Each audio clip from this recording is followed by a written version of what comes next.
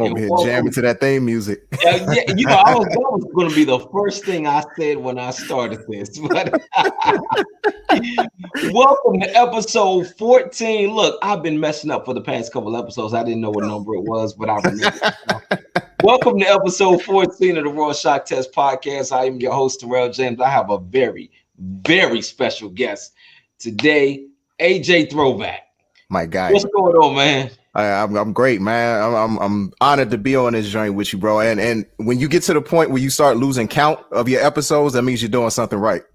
I don't know, man. I start losing count at like 7.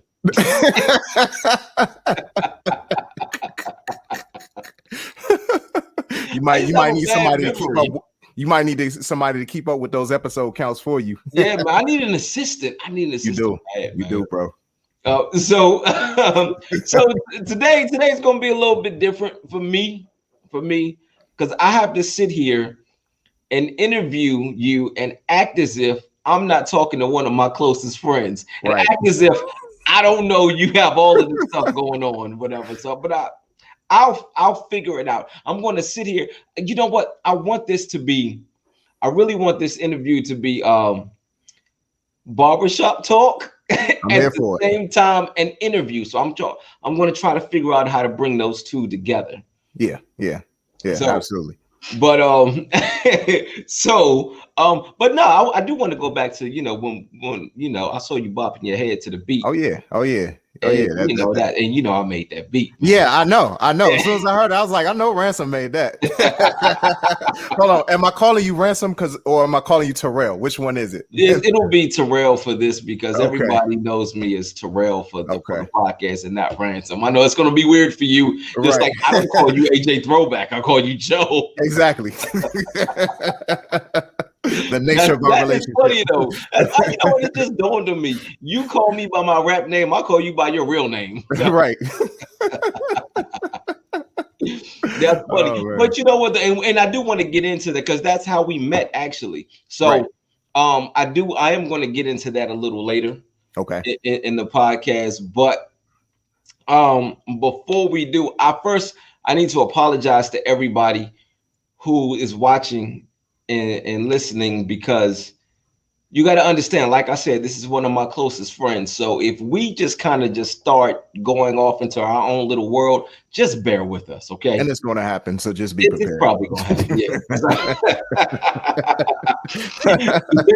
yeah. And we'll probably take a trip down memory lane and all this stuff, But I mean, hey, that's part of the reason that I wanted to do this podcast, man. I think this is going to be a really exciting and fun podcast for me. Yes, it is. Yeah. So, for the people who don't know you, I almost forgot to tell everybody exactly what this. So here's the thing that I'm going through.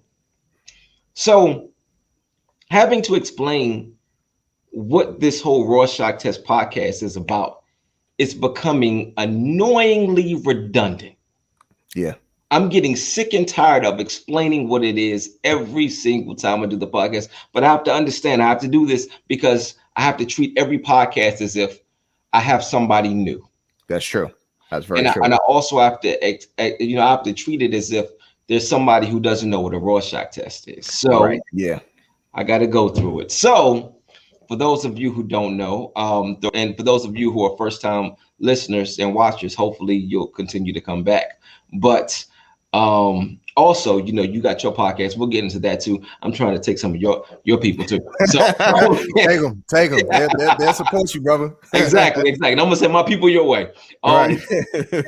So I appreciate it. So for those that don't know, what I'm going to do here is I'm going to put a series of Rorschach tests up on the screen. And what I do is I link what my guests see on the Rorschach test to what it is they do for a living and who they are. So I almost called you Joe. His name is Joe, everybody. Listen, I may say Joe. I'm Joe. Whatever. AJ Throwback. Boy, that sounds weird. But for just let everybody know exactly who you are and everything that you do. Lord, everything. So my stage name is AJ Throwback. I am let's go down the list. the show creator, co-host, and music experience facilitator, or fancy way of saying DJ, for the Balance and Act radio show. And we have different brands, or I guess branches of the Balance and Act radio show. We have the main radio show, which is on WinDC Radio. We have Bars on the Road, which we created because we were getting so many interview requests. So we had to create another platform strictly for interviews. You know what I'm saying? Because the main radio show is a mix of the interviews, conversation, and playing music. Then we also have Bars of Breakdown, which is an album review platform. We have the Independence Avenue Drive at 5, which is a mixed show strictly for independent artists that comes on during rush hour, because you don't have that. So everything that I've tried to create with the Bars brand has been a thing about creating what isn't there. So that's the radio side. Then like I said, I'm a DJ or music experience facilitator, music producer, recording artist.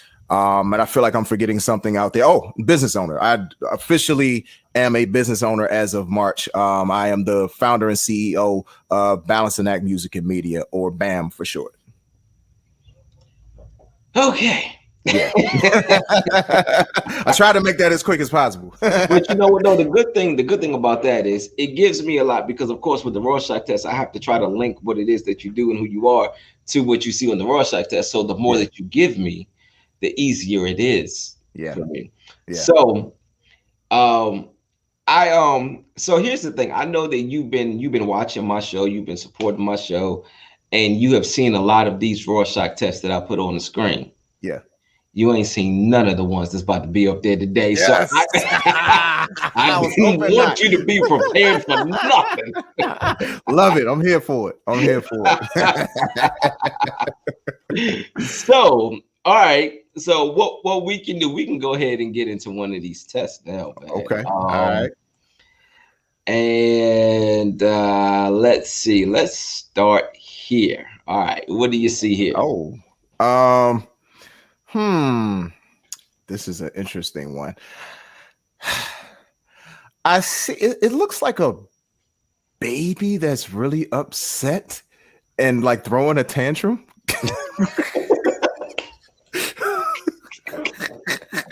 But a very possessed baby. Oh boy.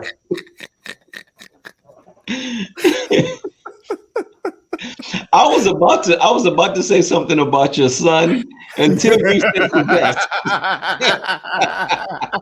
Well, sometimes when he gets pretty angry.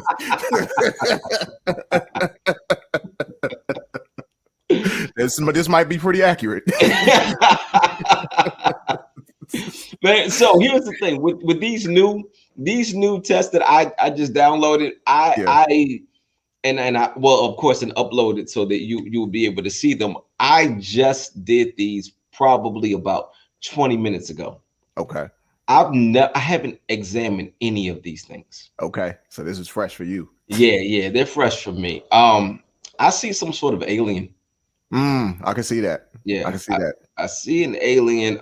Speaking of aliens, I don't know what's taking them so long. There's a lot of people here they need to just come get. Right, just take them away. Yes, please take them away. Actually, take them or me. But just no probing. I have a no probing clause in my contract. Okay. If they honor that contract. Yeah, you know what? Just in case they don't, take them. Don't take them. Right. Exactly. So, but yeah, so I see it looks like an alien, and it looks like actually, you know what? It looks like in the pelvic area of the alien, it looks like another alien. Like, I can see that maybe too. It's almost as if we can see an X-ray of, or maybe even a sonogram of this alien, and we can see the other alien inside the alien about to give birth to the alien. And the other alien, I see it inside, and it's looking at you, Ransom. I mean, Tyrell. I'm sorry, Tyrell, and telling you, like, if my folks don't get you, I'm gonna get you. Yeah. That's and just so they don't get me, I'm gonna take it off screen. Okay, so you saw a possessed baby. Yes. All right. So when you create, because here's the thing: you left some stuff out, man. You're a rapper too. Yes. You didn't say that. Oh, I said recording artist. Oh, that's right. That's right. You did say recording artist. I'm sorry. You did. You did. Like, I'm sorry. I gotta remember that you are the let me see. You are, out of all of my friends, you are one of the classy ones. Right? So you don't say, like, my less than classy friends, they say rapper. You say recording artist. Like, that's so so yes, you are a recording artist. So when you were creating, even with bars with your podcast, you are creating. Even when you're a DJ, even though you're using other people's music, you are still creating an experience. Yes. But what you're doing, essentially, it is your baby. Yep. It is your baby. So as you are, but you said possessed.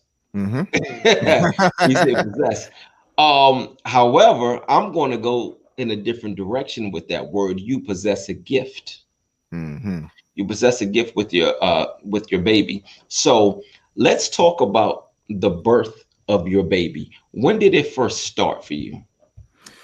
In terms of actually being a creator of music, let's see, when did it start? I would probably say, actually, I can tell you the roots of it are in poetry. So there was this girl that I was trying to get with in high school. Okay. And so ain't it always? right, exactly. So I was like, okay, I have to edge all of my competition out. How can I do this? And all of a sudden it just came to me, and I just started writing a poem. And it was like something out of a movie. So like I give her this poem. We were over there by like Stadium Armory or somewhere, like about to get on the subway. And so, or no, I forget what. Anyway, I don't want to like tell a Hollywood version of it, but basically, I give her the poem. I think either she read it or I read it to her, either one. And it was like the wind was just blowing at the right moment, and blowing her hair. And it was cold outside, so the wind was like blowing her hair like at the right moment, and she just like kissed me on the cheek or whatever, and thanked me. And lo and behold, I ended up being a poet. Do you remember the poem? I have no idea what the poem was called, what I said in the poem, or anything. I was just trying to get the girl. But all right, but tell me this: did y'all go together after the poem? No, we did. Yeah, we did. It was like a day or two later. Then it doesn't matter what the poem said; it worked. So that's where it all began for you. Yes, that's well, let me put it like this: in terms of being a writer, that's where it began. Okay. My actual creative roots began much earlier than that. So I used to draw. That was the first thing that I did before I was even writing, before I was making music or any of that. So what happened was there was this commercial on TV. It was a Metro commercial, for those of y'all who are outside of DMV, Metro Bus, Metro Rail, all of that. That's our transit system. So there was a Metro Bus commercial. And, I was a kid, like I love toys. So I seen a toy Metro Bus on TV. And I was like, yo, I don't have one of those. I need one of those. Because you get cars, you get trucks and all of that. But to get a bus, it's like I don't know, for whatever reason, that just jumped off the page to me. So I was like, I immediately went to either my mother or my father. I was like, hey, can we get one of those? Or can we get one of those? And they were like, well, we don't know where to get it because it's not in the store. I'm like, what you mean it's not in the store? I literally just saw a commercial for it. So it's got to be out there. And they were like, well, we don't know where to get it. And I was like, so disappointed. So in that moment, I was like, you know what? I could probably make this myself. So I found printer paper and basically made like a 3-dimensional drawing of a bus and taped it together. It was crappy, like for like a 6-year-old or whatever. But at the same time, it was like, that was the start of my creativity. For me, creativity always comes out of necessity. Even with, stuff that I, rap about, things that, music that I make, it always comes from a need, and I think really the hip hop experience, period. Even though R&B is my first love, I relate a little bit more to hip hop from this perspective. Hip hop was really born out of necessity because there was a lack. Right. And so for me in that moment, and for a lot of different moments, that, you know, whatever I create, it doesn't even have to be the music. You can even look at it in terms of the radio show. I create things, or I typically create things because I feel like there's a void, or I feel like there's a lack. So that was really the start of my trajectory in life, period. And that's how I move. Okay. And so once you started, after you started writing poetry, yeah, what was the next step? Did it lead to rapping? Did it lead to producing, DJing? Like where did it lead you? So with poetry, the next step was songwriting. And then right around the same time I started actually writing songs, then I took a piano class in high school in 11th grade. And from there, because I always had music in my head regardless, but from there, I just started thinking more musically, because I knew how to lay out keys, or I knew chords, and, you know, this, and the third. But it took me probably about a year before I got my first keyboard. And then that's when I started like producing, if you want to call it that, back then, because, you know, my beats back then was trash. So well, you got to start somewhere. Yeah. You know, I started it. I started in the receptacle. So, all right, I tell you what, it's time to take a trip down memory lane since you started talking about your beats. Okay. So, for those of you all who don't know the histories, some people watching, they know our history, but for the majority of the people don't know. So let me just tell them. I'm gonna try to make the story quick. I had an album release party. AJ Throwback. I don't care. Yeah. Whatever. AJ Throwback came to my album release party. I had no idea who he was. He had no idea who I was. He was actually, that's what I want. I've been meaning to ask you this since, what was it, like 2007? Yeah. I think I've been meaning to ask you this since then. What made you come to the album release party? Well, you probably forget this, but we actually had a conversation before the album release party, because we were in contact with each other some months before that. Because now I'm gonna tell this part of the story. How I found out about Tyrell. See, I remember this time. How I found out about Tyrell was I was listening to WPGC. And I never forget this. I was over there in like Marlow Heights somewhere, and I just happened to have a radio on, and I hear you on the radio. I'm like, yo, who is this dude? Like, he is giving it to, and like week after week after week, like giving it to people. I'm when I was battling, when I was on right, Friday, exactly. Okay, right, exactly. When you were battling, that's how I first found out about you. And so then I forget whether or not I looked you up on MySpace from that, or I just happened to see you on MySpace. I was like, that's the dude from the Friday Night Mic fight. Yep. And I hit you up, and then we were in contact, you know, lightly in contact at that point. And you had told me about the album release party in advance of it. And that's how I came out to it. Okay. Yeah. Okay. I see it, man. I couldn't remember. I'm gonna tell you something, man. That was, regardless of how it may appear that night, it was a horrible night for me, man. Yeah. I remember you saying that. Yeah, man, it was such a rough night for me, and you know, I ended up having to come out of the pocket like $1,300 because the people who were supposed to be handling the marketing and all of this other stuff, the marketing and the promotion for the show, they didn't do what they were supposed to do. I mean, it appeared to be a nice crowd, right? But it wasn't enough people buying alcohol, and I ended up having to pay what they didn't contribute. I mean, man, it was a rough night. It rained. Yeah, I remember that. Man, it rained like crazy, man. Well, I did a few things. I remember the guy who was my acting manager. He was supposed to get like 5,000 flyers out to people about 2 months beforehand, at least a month and a half.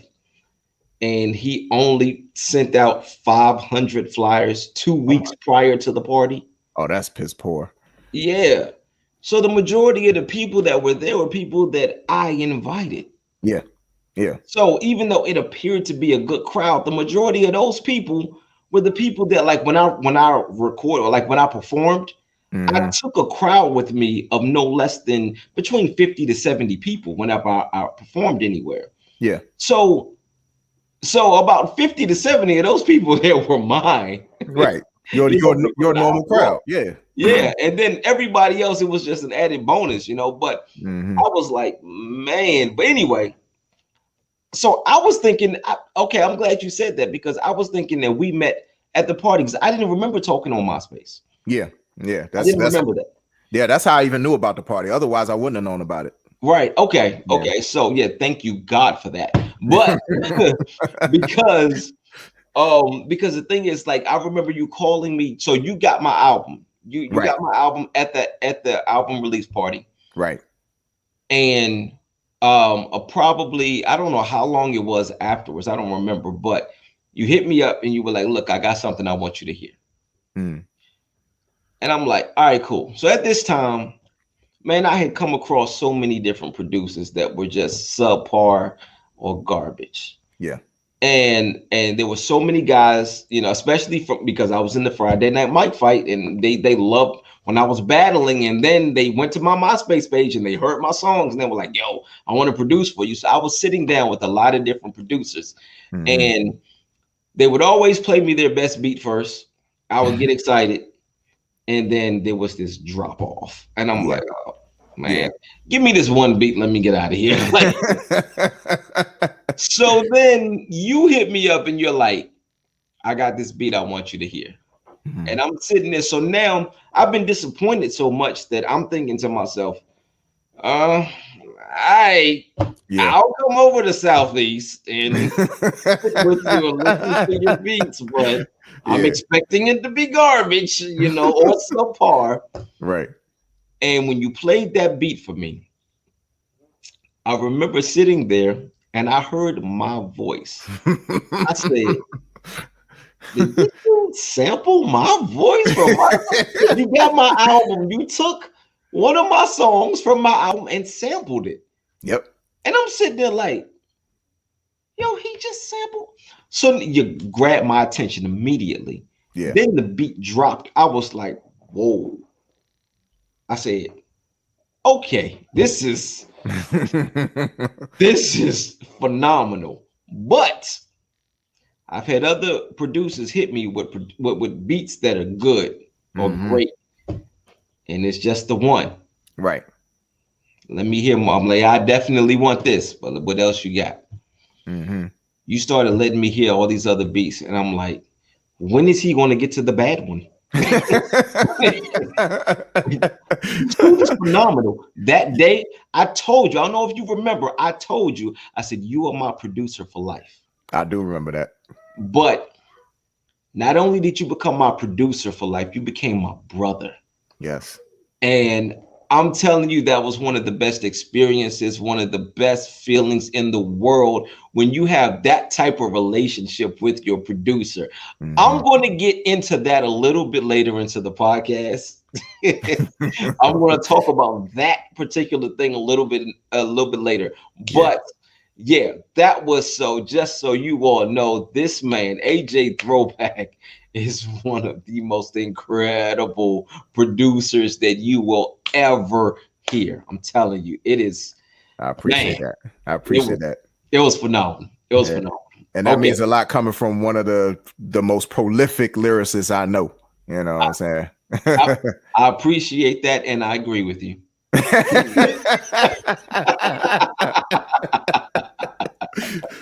Said like a rapper should say, right, or exactly. Lyricist, I should say, what I'm saying? Premier lyricist. I don't want to put you in, you're a rapper, but much bigger than a rapper. Right. We know the connotation. Yeah. Hip-hop shit. All right, man. I want to get into another Rorschach test now. All right. I could sit here and go down memory lane all day. I know, right?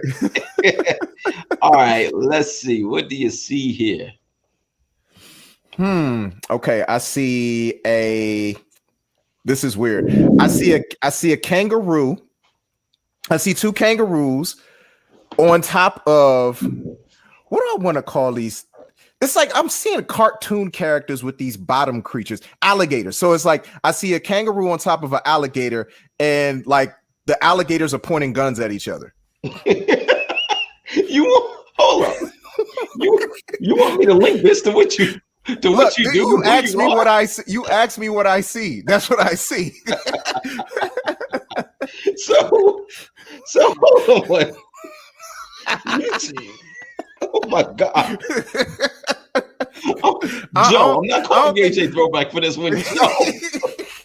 I don't think you realize what you got when you brought me on this podcast, bro. To make the kind of beats that I make, I have to see crazy stuff like this. Clearly. Okay. So, okay. One more time. Run through everything you just said again. Okay. Just so I can, because I'm also trying to give myself time to get this together in my head. I got you. So, all right. So at the top, for whatever reason, I see what was funny. At first, I saw kangaroos. I still kind of see kangaroos. They're like kangaroo-shaped clouds. Okay. How about that? They're kangaroo-shaped clouds.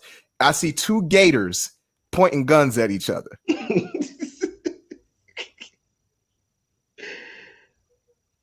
You can't see anything else to make this a little easier on me?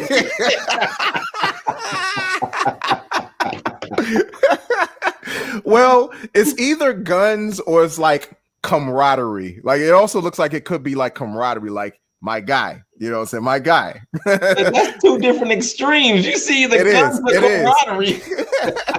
Well, I'm a Libra. Yeah, I do deal in extremes.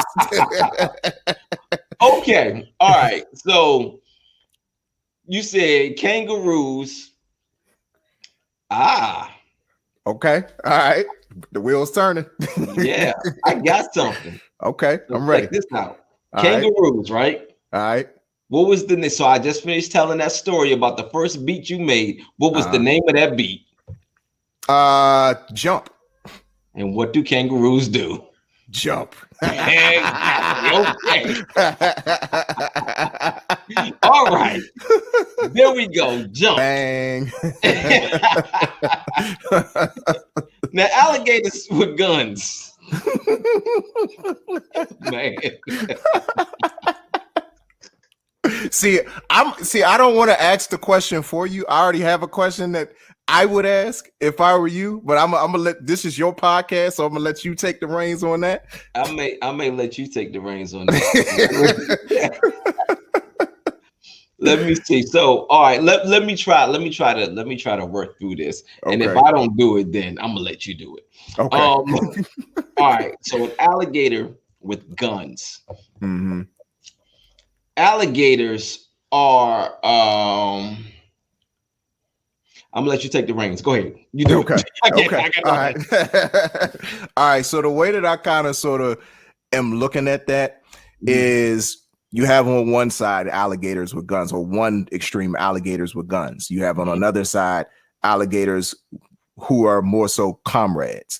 And the way I'm kind of looking at it is that's, like I said, like my life is, or a lot of what I deal with is in extremes. You know, it's either something real hardcore or something real, like, I don't want to say soft, but, you know, friendly or gentle, if you will.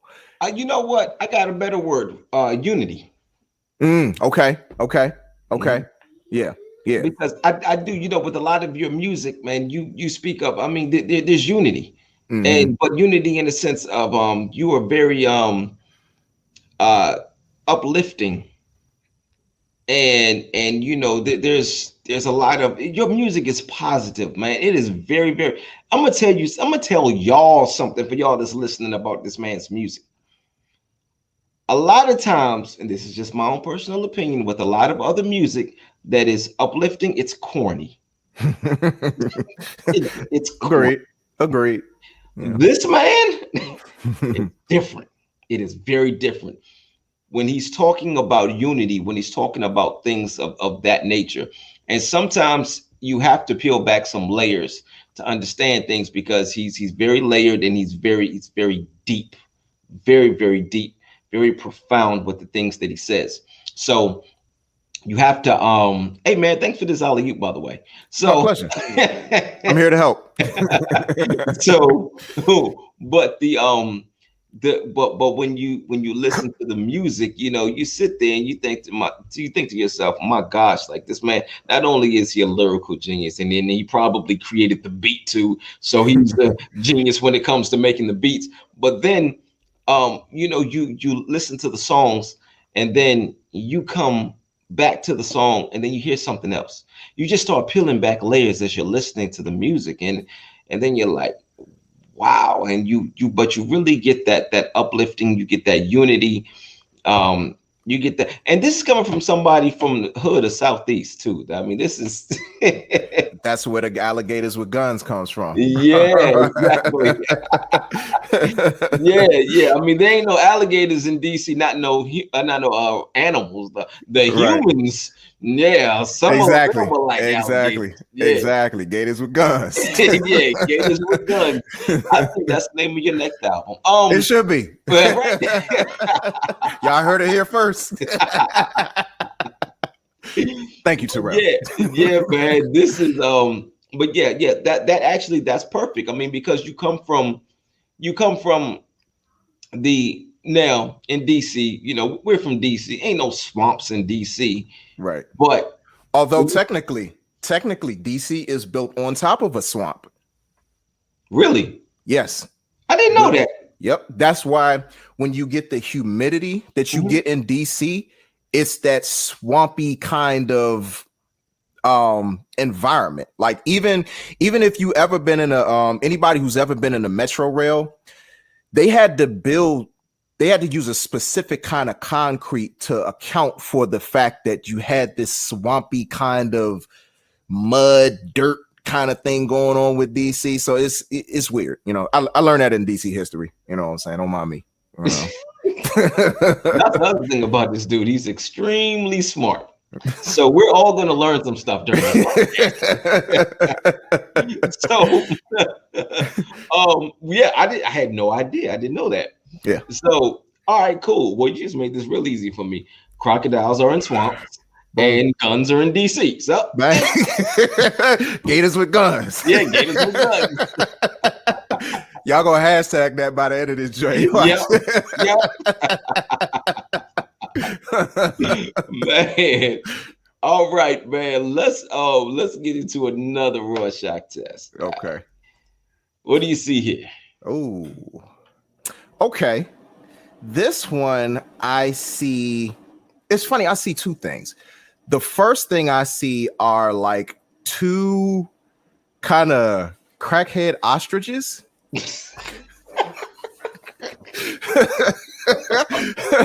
But the other thing that I see is like roots and trees growing out the ground, or plants growing out the ground. Okay. Yeah. So I see, those are two things I see. All right, crackhead and roots growing out the ground. Okay. So I want so badly to say something, but it's not politically correct. So because of that, I'm going to stay away from the crackhead. I'm only on episode 14. I'm trying to get canceled so soon, so I'm going to stay away from that. But the trees and the roots, you were deeply rooted in this music thing, and so let's go back to your roots. So actually, you did touch on it, but if we go back into your roots, let's go back before you. Yeah. Are either one of your parents involved in music? Well, my father, of course, may rest in heaven. Rest in peace. Mm-hmm. Yes, indeed. So my father, he was a DJ, and now neither my father nor my mother were musicians in the conventional sense, but my dad being a DJ and being heavily into music, that was a huge amount of my roots right there, because I got introduced to so much music at the particular time that he was really in his heyday. I mean, you talking about Motown, but you're also talking what was hot at that time. Like hip hop really had just come to the forefront at that time. So like that's how I found about like Grandmaster Flash, Sugar Hill Gang. It was like some Run DMC, of course. My dad had a lot of these records, like actual records at the time. So I mean, I'm dating myself, but I don't care. Look, you know, you see the goatee. I ain't no young dude, but but like that was a huge amount of my roots. And I had other members of my family, like my other uncle is a DJ as well. So that was a huge amount of my foundation, because a lot of times, and you'll hear a lot of, especially hip hop producers say this, the ideal producer starts off as a DJ. I know a lot of my favorite producers started off as DJs, or like they're prolific DJs. Like I think, of course, DJ Premier, but you also think Just Blaze. You think Ninth Wonder. Ninth Wonder, interestingly enough, and I tell this story all the time, Ninth Wonder DJ'd the best party I've ever been to in my entire life. He was DJing a set in Philly back in 2007. And when I say this man kept me on the dance floor, like he never played a song that made me want to leave the dance floor. And ever since then, whenever I think about like curating perfect sets or ideal sets, I go back to that moment of going to that party in 2007, Ninth Wonder. But yeah, I mean, I kind of go off on a tangent, but like, yeah, my dad, like he was a huge amount of my roots. And my mom just being a music lover, because I mean, she listened to a lot of different music. She probably had a little bit wider of a range of the music she listened to than my father. But like between the both of them, they really create that foundation and that love for music that I have. Okay. Yeah. Yeah. Something about the moms, man. I remember my mother listening to Lenny Williams. Yeah. And she would my mother has an issue. It's going to be funny because she's watching my birthday twin. Yeah, your birthday twin. My better looking birthday twin, by the way. Yeah, better looking birthday twin. Yeah. I got the height, she got the looks. Yeah. You definitely got the height. She didn't get it. But she would always say, and it was a few songs, man, that I fell in love with because of her, from Lenny Williams to All Things Earth, Wind and Fire, All Things Shirley Murdoch. I mean, my heart and soul is with that type of music because of her. But I remember specifically, and Luther Vandross too. Oh, of course. Yeah, but I remember being in the car. I used to love to just sit there and just watch her sing the song, right? But the thing is, she didn't know all the words, so she sit there. She messed them up. I didn't care because that was my mommy, Right. But she would mess them words up. But in Lenny in I Love You, in Lenny Williams' song I Love You, when he got to the part where he was talking, she tried to talk along with him. Oh my God. Boy, did she mess this up. I mean, God bless her heart. Yeah, man. And the thing is, it's like as a kid, that's my mommy. I didn't care. Yeah. But as an adult, I would love to see her do that now so I can just laugh at her. Oh my gosh. Yeah. Because, I mean, oh boy, it'd be so funny. She's gonna smack me when she sees this though. Okay. Look, my dad ain't know no words. My dad was worse because he jack up people's names. Like Mariah Carey was Myla Kelly. R. Kelly was R.K. Kelly. So he added an extra K. What? Tevin Campbell was Kevin Campbell. And Lord knows what other people whose names he jacked up, man. Like then he could not sing to save his life. My goodness. So any bit of singing ability I got was not from him. That's my mother. She can't sing either, but she gave that to me because I can't sing. Oh my gosh, I can't sing to save my life or yours. So don't depend on me for that. Yeah. Wow, that's pretty daggone funny. Yeah. All right, man. Let's get into another Rorschach test. All right.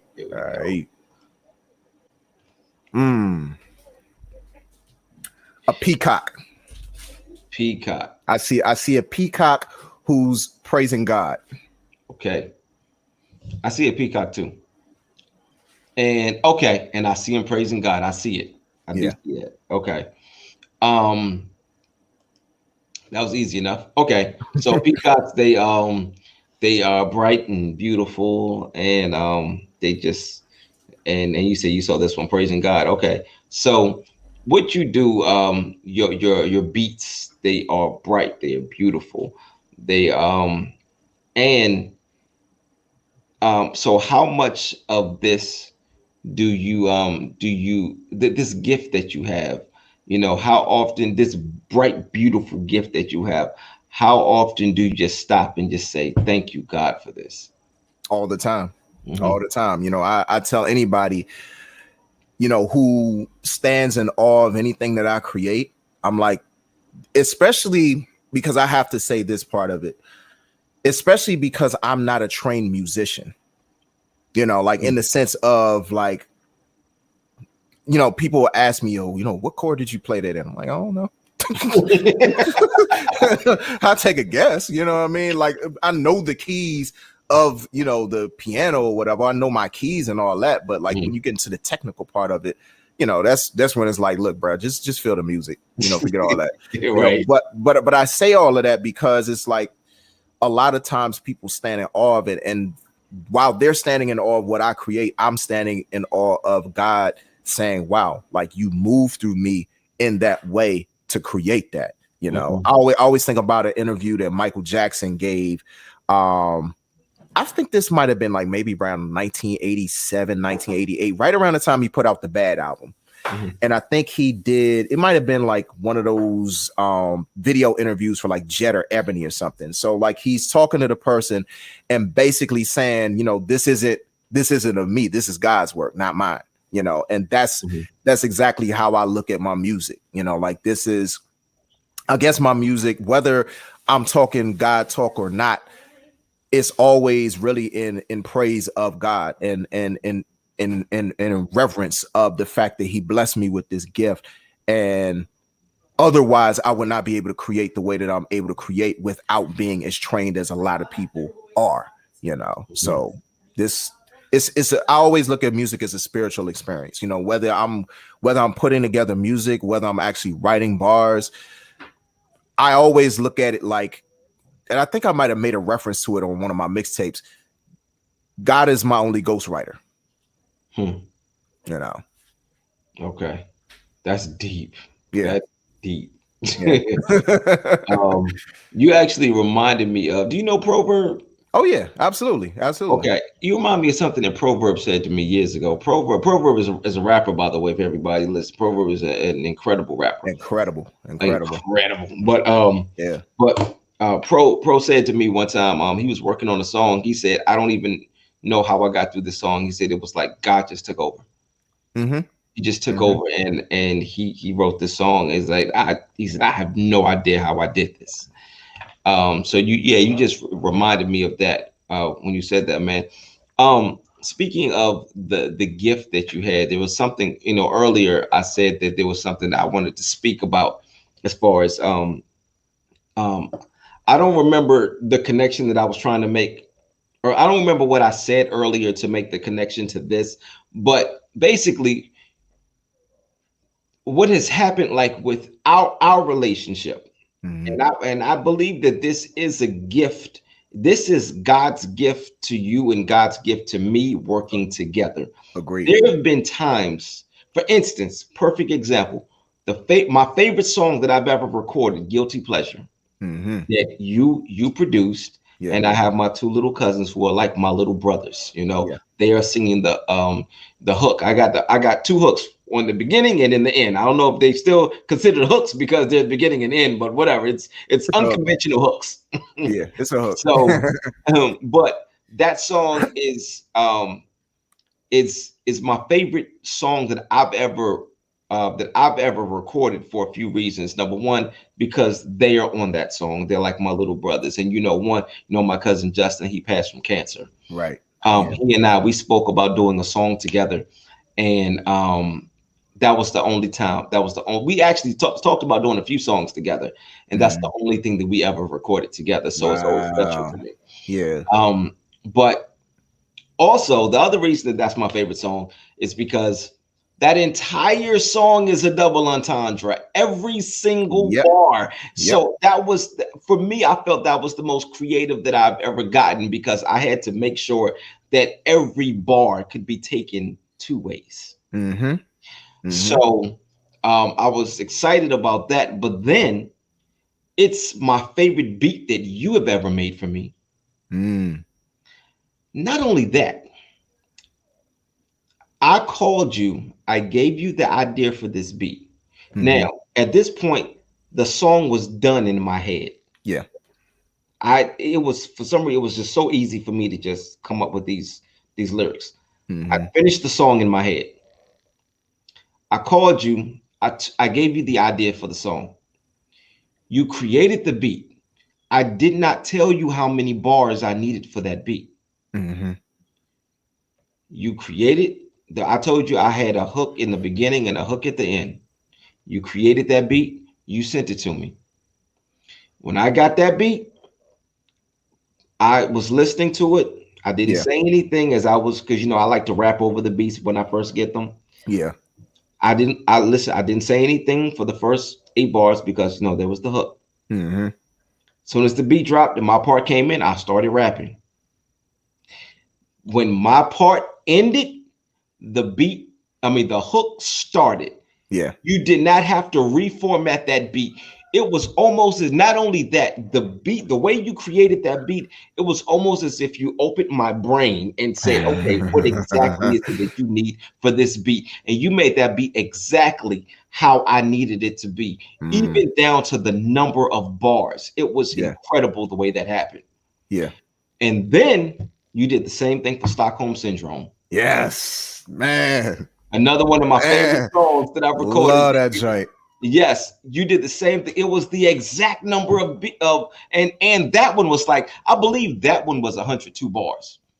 It's straight, no hook, just 102 bars, I believe, straight. Yeah. And you just happened to make, and I was like this is crazy. But I honestly believe that was God working through you, God working through me, and then bringing those two gifts together. Yeah. I mean, it was just incredible the way that happened, man. Yeah. And what it's funny that you mentioned Stockholm Syndrome, because anybody who hasn't heard it, it samples In the Air Tonight by Phil Collins. And I mean, that song has been like probably overdone at this point. But and it's funny because I will say this: whenever you have me sample something, you push me. You know what I'm saying? To sample it differently than maybe somebody else would think to sample it, or even how I would maybe initially think to sample it. So In the Air Tonight, I'm sitting there with it. I'm like, how can I make this brand new while still keeping the soul of the sample in there? Right. So I had to, what I did was I took, the one part everybody loved, dun, dun, dun, dun, dun, dun. I chopped up those toms. I chopped them up, and I kind of sort of sprinkled them in there in a way that you didn't even realize that that's what that was. You know what I'm saying? Like I played them differently. And then it was other parts where I just kind of sort of chopped it up, and I knew I had to be creative, but not chop it up so much to the point where it's like you're doing too much, but enough where it's like, okay, this is different than what somebody else would have done with it. So yeah, man. And it was incredible. I remember when I heard it was funny. I got the idea because I heard it was a commercial. It was a car commercial. Yeah. And I believe, I could be wrong, I believe Matthew McConaughey was in this commercial. I can't remember. You know what? I think that's a Lincoln commercial. Yes, it is Lincoln. It's definitely I remember that commercial. Yes. And when I heard the beat, that's when I told you, I was like, yo, I need you to I don't know how Phil Collins is going to feel about this, but I think we need to sample this. Right. Yep. And when you came back with that, I was like, oh my gosh. Yeah, man. I'm gonna say this, like, you and Bricks. Shout out the Bricks, man. Yeah, like y'all are two people who, when it comes to sampling things, because it was the same thing where everybody wants to rule the world. Yeah. The thing is, I knew how I wanted to sample it. I knew, because it's a very funny way that, like, that rhythm of the original song is very weird. So I had to chop it up in a way where it's like it fit more so of a hip hop kind of feel. Right. So like that took some work to do. And but it was so fun to do that. Just like it was fun to do Stockholm Syndrome. Just like anytime Bricks gives me something, like, it's always fun because it pushes me to another limit, because I don't sample that much. You know, anybody who knows me when it comes to my music, most of my music, I say 90 to 95% of it is original music, you know, but to like come, you know, to have to chop up something that's weird or quirky, it really challenges me as a producer. You know what I'm saying? And I think, and I mean, if you tie it into friendship, I think the best friendships push you to be your greatest. You know what I'm saying? They don't allow you to stay in a certain zone or in a certain realm. Like they really help to elevate you. And I can say, since, you know, you and I have been friends, like, and you know, working together, I've elevated in so many different areas of my life, you know? So I think, and honestly, it's been this way with everything that I've ever done. The art is an icebreaker. For my relationships with people. It's been that way in radio. It's been that way in music. It's been that way really with anything. Like if people didn't really know me, once they got to get a piece of the art or a piece of whatever I do, then they want to know me. And it invites people in my world, so to say, because I'm very much an introvert. So, you know, a lot of times, like, I'm not the type that's just gonna be all in your face, like, hey, my name is Joe, and blah, blah, blah, blah, blah, blah. Like, I'm not that guy. You know what I'm saying? I used to be when I was a kid, but then I realized kids are cruel. So I just kind of went off in my corner, you know, did my little creations and everything. And whenever I felt, they really are. They really are. You know what I mean? So, but whenever I felt like, okay, the kids are not really being all that kind to me, let me go ahead and bring one of these buses to school. You know what I'm saying? It'd be cool for a day. So I bring one of these joints and they be like, yo, you did this? I'm like, yeah. You know what I'm saying? Next thing you know, it breaks that ice. I feel like that's life, period. You know, like whatever it is that you do or you're talented at or you're good at, it's either gonna create a bunch of people who are like fans, but they don't know what to do with that fandom, or it's gonna create friends. It's gonna create lasting friendships. You know what I'm saying? And I can definitely say that for us. You know what I'm saying? Something that started with us meeting each other at your listening party has turned into you. I mean, you talking like darn near 15 years at this point that you and I have been friends. You know, so So all right. You know, I think what you said was really interesting. So you said that people who turn into fans but don't know what to do with that fandom. Now, do you think that those are the people that turn into haters? Absolutely. Because, and I always say this. I don't look at hate. Like, I don't look at hate as the opposite of love. I look at indifference as the opposite of love, because hate is just another side of the coin of the same coin. You know what I'm saying? Like, it's still an emotion. You're still invested in the person. So I always say that hate is a misplaced form of admiration. Okay. You don't know what to do with how you feel about that person. Right. So you hate that person, or you're jealous of that person. So because you don't know how to handle that emotion, you go to the lower vibration of that emotion, which is hatred. You know, it's the same. I mean, don't even get me started on a political conversation about, you know, why white people hate black people so much. I'm like, y'all admire us. Y'all just don't know how to express that admiration, because you feel like, and here it is. People often hate because they don't know what to do with their emotion. And they feel like if they acknowledge how great you are, they feel like it reduces them. Yeah. You know what I'm saying? They don't know how to, they don't look at it in the sense of, because I shine, that doesn't necessarily dim your light, or because you shine, that doesn't dim my light. If anything, if I help, and that's one of the biggest reasons why I have the platform and why I'm not afraid to share Spotlight, because I look at it like this. If I help somebody else to share this, or if I help somebody else to shine brighter, that adds to my light. That magnifies my light. You know what I'm saying? And also I look at it in the sense of it's not just about my single solitary light. We are a magnification of God's greatness on earth, you know, and you can't be that way if you worried about, oh, this person's shining brighter than me and blah, blah, blah, blah, blah. Like, shine your light. Exactly. It's that simple. You know, exactly. Or at least it's simple to me. That's the way I look at it. Yeah, yeah. And you know, I'm gonna tell you something. I look at you like the sunshine. The sun ain't worried about what the moon is doing. The sun ain't worried about what the stars are doing. The sun knows I'm gonna go out here, I'm gonna do my job, and I'm gonna light this world up. Exactly. Bars. Yeah. Speaking of bars, whatever you see with this next Rorschach test, I'm going to try to link it to bars. Okay. All right. So let's see here. This should be interesting. Yeah, it is, because I kind of have a feeling I know where you're going to go with this, but let's see. Okay. I think you showed that one already. I didn't mean to do that. Okay. All right. So this one, this is an interesting one. So I see people.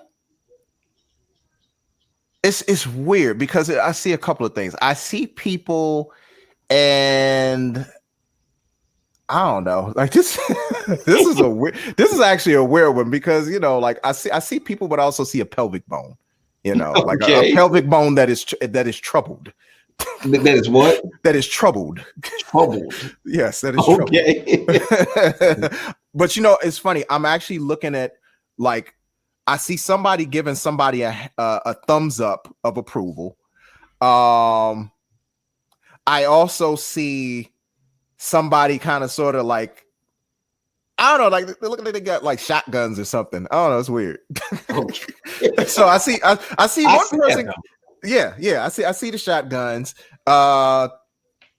That's basically what I see. I see some thumbs up. I see some shotguns, and that's really what I'm seeing right about now. and you see the pelvic. You see the troubled pelvic bone. I see a troubled pelvic bone, and you know, as well.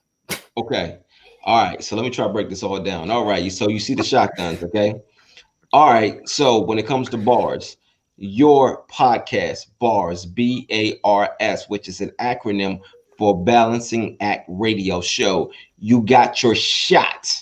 Okay. You got your shot at this. Hold up.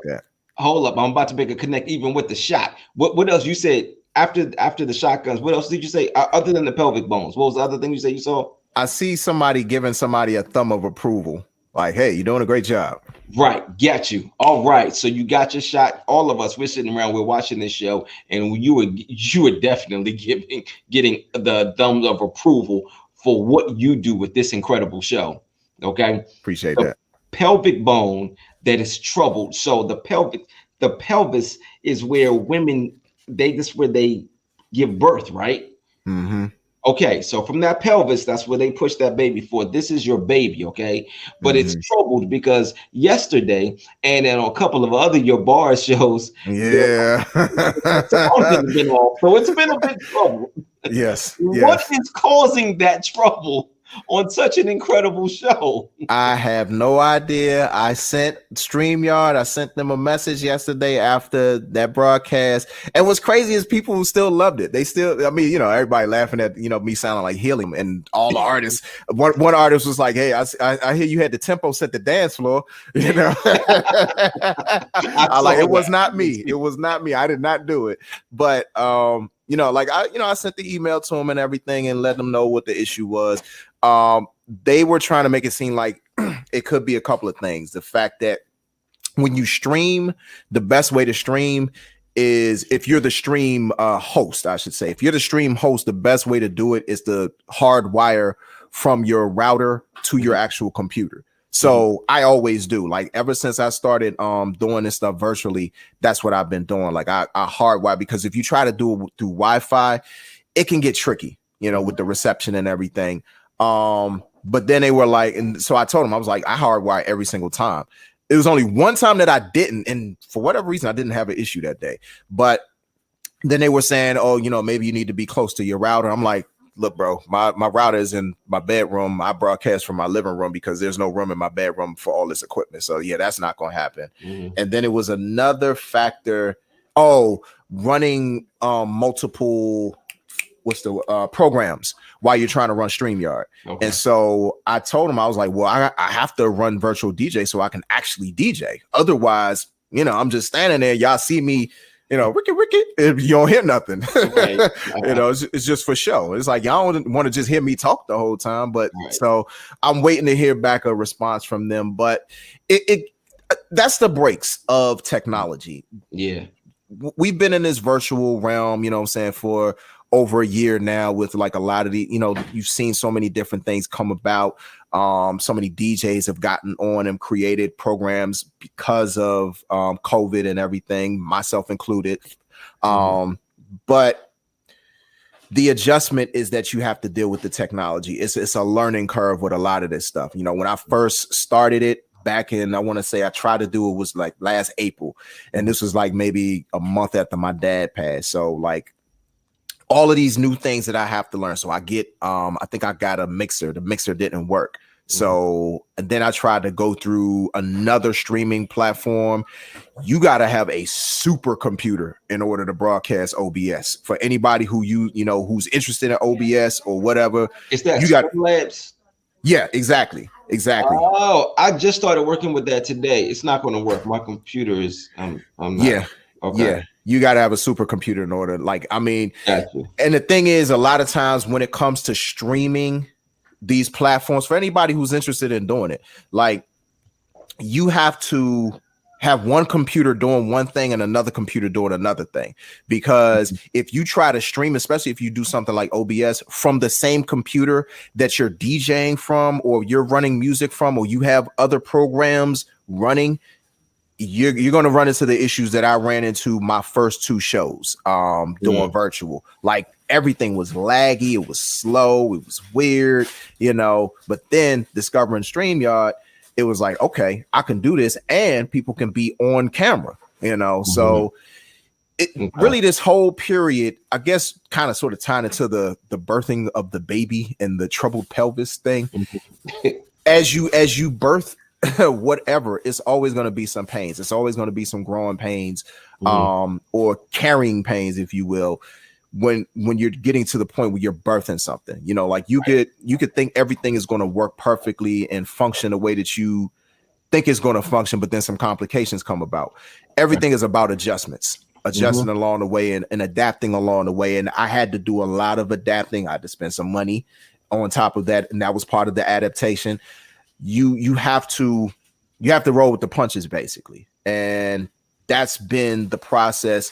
I mean, no matter whether you're talking about bars or, the music or whatever, but specifically bars, it has been a learning process, and it has been painful, but it's been beautiful throughout the process, no matter what. Right. So, you know what, man, even though you sounded like you had inhaled helium because it was all messed up. One of the most incredible, and I know I think a couple other people, we sent you messages saying, hey man, you sound like Alvin and the Chipmunks or whatever. And in the process, with a lot of people, and this just shows how much of a professional, but how much of a genius you are. There's so many people that would get frazzled by that. Yeah. But you kept it moving. You addressed it. You joked about it, and you kept it moving. Yeah. And it was, and still was able to, pull off an incredible show. And none of that even mattered, man. I mean, I believe now I had to log off early because I had to work. Right. But people they stayed there because one of the things that I've always said is people are good at things that they do because of their natural ability to do it. You're great at something because you had to overcome an obstacle. Yeah, that's right. all you did was just show how great you were yesterday. I mean, appreciate that. you had this obstacle that was dropped in front of you. You were like, all right, whatever. I've slayed Goliath before. There it is. You're about to catch it again. So, And the key thing about what you're saying, this is an obstacle I didn't even hear. Right. I couldn't even hear it on my end because everything sounds normal. Right. So when I saw the helium remarks, I'm like, oh Lord, here we go again. But for me, it's like, look, this one monkey don't stop no show. You know what I'm saying? That is my mantra for life. You know what I'm saying? I'm not gonna let whatever hang up keep me from doing what I need to do. That was the same thing with, what I was saying with the whole thing with OBS and going through those growing pains because it was lagging, it was doing whatever it was doing. I had to keep going. The show had to keep going. I had to keep moving as if I was on air, regardless of what was going on around me. You know what I'm saying? Because you have to always remain a professional no matter what you're doing. And I feel like, kind of tied to what you were alluding to, people go along with the ride if they fool with you and if they fool with your brand, you know what I'm saying? But they have to fool with you as a person first, you know what I'm saying? And I feel like with the Bars brand, because of what, the product that we roll out and how we treat people on top of that, it goes a long way with people being patient with the process. Because I mean, a lot of people could have tapped out after that, but people didn't even care. You know what I'm saying? They ain't care whatsoever, you know. And if I didn't have to get off because I had to train my client, it showed up, I had to go train my client. If it wasn't for that, I would have still been there. Yeah. You played one of my songs yesterday and I didn't even get a chance to hear it. It's all good, brother. Yeah, work comes first, bro. Work comes first. Man. Yeah, I had to go get your money, man. I tell anybody, get your money. Yep. All right, man. I got another picture up here I want to put up here for you. Okay. But there's a question that comes with this picture. Okay. So I want you to I want you to tell me what you see. Okay. My favorite apples and a particular song that is, if I'm not mistaken, is a favorite of yours, of mine. Yes, it is. Not just one of my favorite songs from you, one of my favorite songs, period. Man, I appreciate that, brother. I appreciate that. Granny Apples, man, I'm telling you, the first time I heard this song, Granny Apples, that you did, I don't know how many times I sat there and listened to it. I just listened to it over and over and over. I was like, oh my God. Yo, do you remember how many bars that was?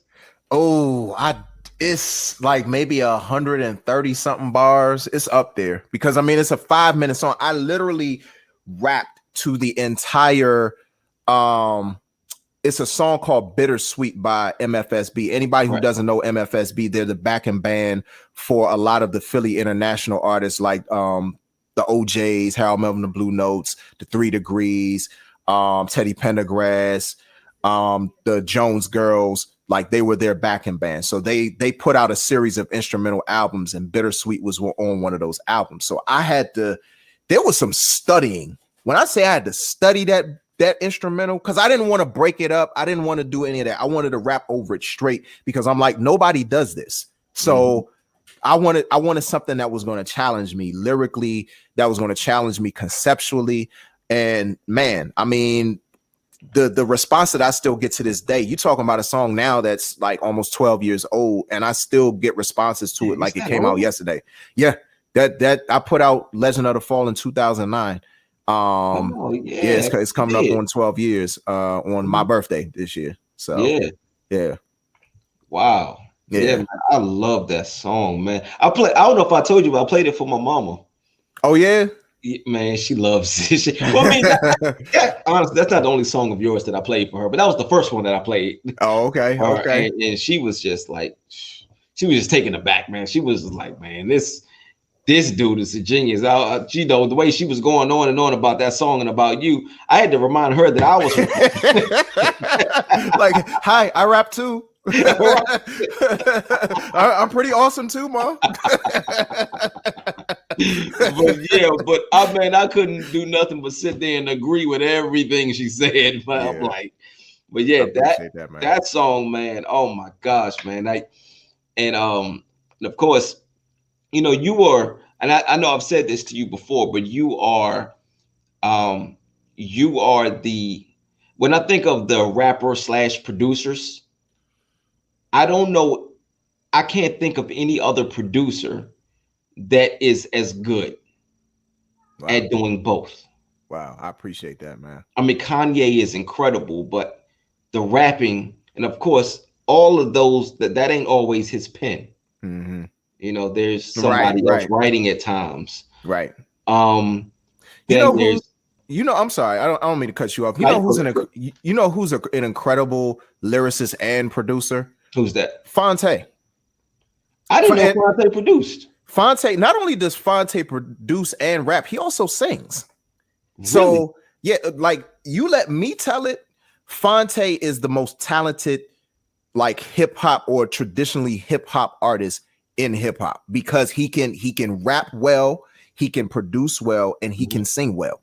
You know what I'm saying? Wow. Yeah. He's incredible. He is incredible. I didn't know he could sing, and I didn't know he produced. Yeah. He works with a lot of different people. He worked with, of course, Nicolay on Foreign Exchange, but also on that Foreign Exchange album. And we interviewed him a couple of weeks ago. Zoe, like, that's his production partner right there. You know what I'm saying? Yeah. So like a lot of when you think about laying, and here's another thing that people got to understand about the production process. A lot of times people think it's just the music part, or it's just the beats, or all of that. It's so much greater than just that part. Right. If you are arranging vocals in a certain way, you can call yourself an arranger, but that's also part of the production part, because you are producing a certain product and you are actively involved in how that product comes out. And you can get paid. Exactly. Because I mean, people clown Puffy. They clown Puffy because they be like, all Puffy did was add a hi-hat. I'm like, do you understand how much a hi-hat changes the trajectory of a song if it's not there? Exactly. Don't knock him for adding that hi-hat, because that hi-hat probably made all of the difference. Right. And do you also know that you're clowning a billionaire? I mean, let's exactly. I mean, you know, like, now I don't factor that into whether or not you're a great producer, because I mean, you could be a billionaire and be trash. You know what I'm saying? It's some producers out there I can name that I'm not the biggest fans of, but I'm not gonna say nothing because I'm not gonna mess up my money. You know what I'm saying? But all I'm gonna say is, you know, like, I respect Puffy for what he does and what he adds, because I also think, and I don't want to stay on Puffy, but it ties into the whole thing when it comes to producing and, you know, what it really takes to be or call yourself a producer. Right. I think about Jay-Z's American Gangster album and the raw beats. Shout out to Sean C and LV. They were the ones who did like most of the production on that album, but it was just raw beats. Like, there weren't any instrumentation on it or anything. Puffy brought those people in and added layers to what the bare bones of what they brought to the table. You know what I'm saying? Like, you think about a song like American Dreamin', like, if Puffy didn't bring a real drummer in on that, and like, you hear it in there. That's the thing, you hear it. Like, if he didn't bring them people in on that, I mean, it would have been a solid song, especially because Jay's on it. Right. But it just took it to the next level. And to me, that's what a producer does. And to be honest, I've had to learn that art of being an even better producer. That's why, you know, I'm glad to, you know, be, you know, in connection and friends with people like you, with people like Gladiator. You know what I'm saying? Gladiator, he has really taught me the art of scaling back. And that's another part of production. You have to know how much you need and how much you don't. Right. Less is often more as a producer. You know what I'm saying? But it all depends on the actual song itself and the artist too. So you have to frame things around art. So I've had to learn that art over time, you know. So I'm Gladiator too, man. Yeah, man. Yeah, we have the three of us, man. We got an incredible thing going on here, but we will let them hear that though. But we right. Yes, indeed. All right, man. Look, we are getting close to wrapping up, but before we do, I have a little game that I like to play. Okay. With my guest. Okay. All right. So the game is called Probably Not, But What If. Probably not, but what if? Okay. Yeah. So let's say, so you have your podcast bars. Let's say, all right, probably not. But what if Logan Paul came to you and said, listen, I will give you all of my followers. You can get all the followers, the likes, the subscribers, all of this stuff. But you have to have a 4-round exhibition fight with me. Oh, would you do it? I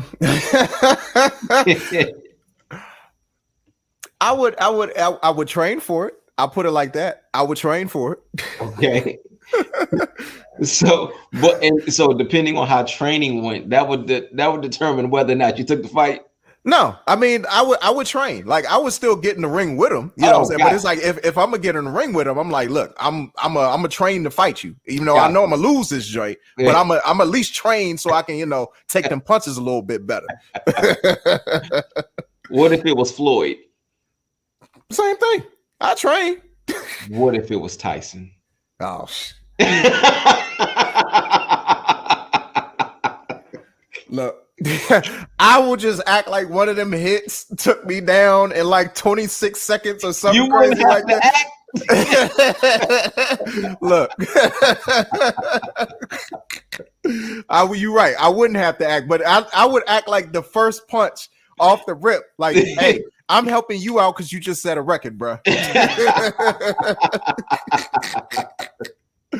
Sure, and I would have to get in the heavyweight category anyway. I'm nowhere near that, so it's like I have to train and eat differently and all that. I'm like, man, do I want to do that just to fight Mike Tyson, just to get his followers and all that? Like, I don't know about that, man. Man, I think I just have to pay somebody to market and promote for me, man. I ain't in the ring with Tyson, man.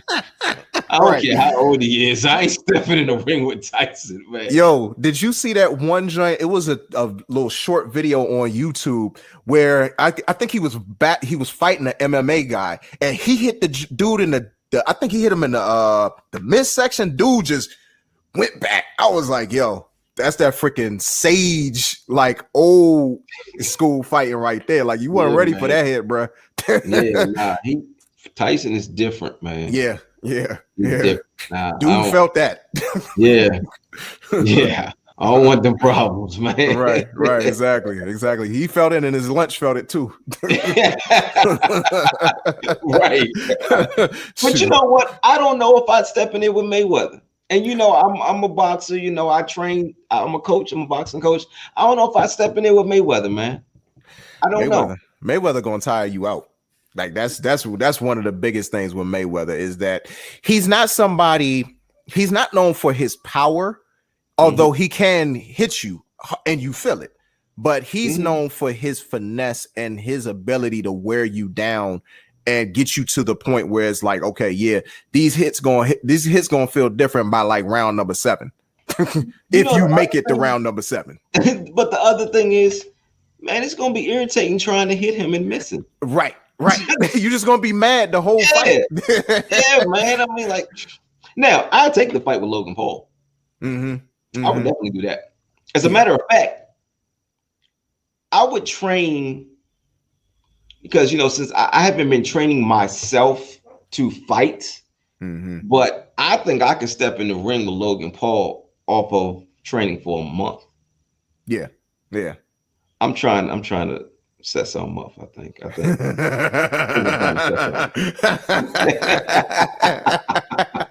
Plug, brother, plug. Yeah. I ain't gonna wear no hat to the press conference. You ain't snatching my hat off, though. Right. You're not really a hat guy anyway, so no, I'm not a hat. So it works. I got a watch, but if you reach for my watch though, I mean, fight today. Right. Reach for the left, catch the right. Exactly. All right, bro, man. Listen, I've had an incredible time, man. Me too, man. I feel like we could sit here, we could talk a whole lot more, man. There's so much more that we could get into. Yeah. This feels like when I decided, I wanted to interview, I when I first started doing the podcast, I was like, I can't interview you immediately. Yeah. I need to, get into this, even though, we were on the radio show together, Breakout Exactly. Kings, Exactly. but this was my first time doing the show by myself. Yeah. And you were already doing yours by yourself. And I was like, I feel like I can't do this too early. I need to make sure I'm ready for this one, for this particular interview. Yeah. So I just had to give it some time. And then I was like, I started interviewing people that we know. Yeah. And I'm like, I can't keep doing this. I can't keep doing people that we know and not interview you. So if that means that I interview you now and then I interview you again later, then so be it, because there's so much that we can get into, so much that we can talk about, that we can drag this out. We can do this, right, over and over and over. So right. Yeah, man. But so before we give them any more, we're going to go ahead and just end it. And then the next time we do a podcast, they'll just get more from us, man. But before we go, I want you to just let everybody know where they can find you, anything that you got going on, just so that they can tune in, all of that stuff. Absolutely. So I actually have a website, pretty much a one-stop shop for everything.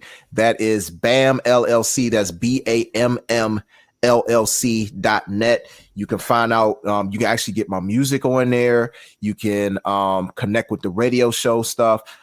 Anybody who's interested in services, you know what I'm saying, DJ services, music production, songwriting, you can connect on there as well. You can follow me on social media. On Instagram, I'm AJ Throwback DC, and on Facebook and Twitter is AJ Throwback, and all across the board for the radio show is Bars on Air. We're on Facebook, Instagram. Anybody who's a Twitch person, we're on Twitch and also on Twitter. And you can also subscribe to our YouTube channel, which is Balance and Act Radio Show. So I definitely have to thank my brother. I got to thank you so much for bringing me on this podcast. I've been a fan since the very beginning. I know you were saying your spiel just now, but like, I feel like you have the personality to carry this, bro. You know what I'm saying? And I love how you took something that's connected to you, that's personal to you, and made it into a brand. You know what I'm saying? Nobody else is doing this. And that's really what it's all about. Whatever you create, make it special to who you are, and I love what you're doing, and keep it up, my brother. You know what I'm saying? I'm a fan. I got you whether I'm on the show or not, so I love you, my brother. And I appreciate you for, having me on this platform. I love you too, bro. And I appreciate everything that you said, man. Your encouragement means the world to me, man. It really does, man. So I normally end my show like this. And I have the person read this to me. However, we're going to do something a little different today. All right. So I'm going to put up another picture. I want you to tell me exactly what you see. Okay. This podcast, as well as Bars, are the greatest podcasts ever. And I wholeheartedly agree. And I agree with you. Thank you, my brother. Thank you, bro, man. I appreciate it. And you all make sure that y'all go and check out everything that my brother is going on. And till next time, y'all be easy.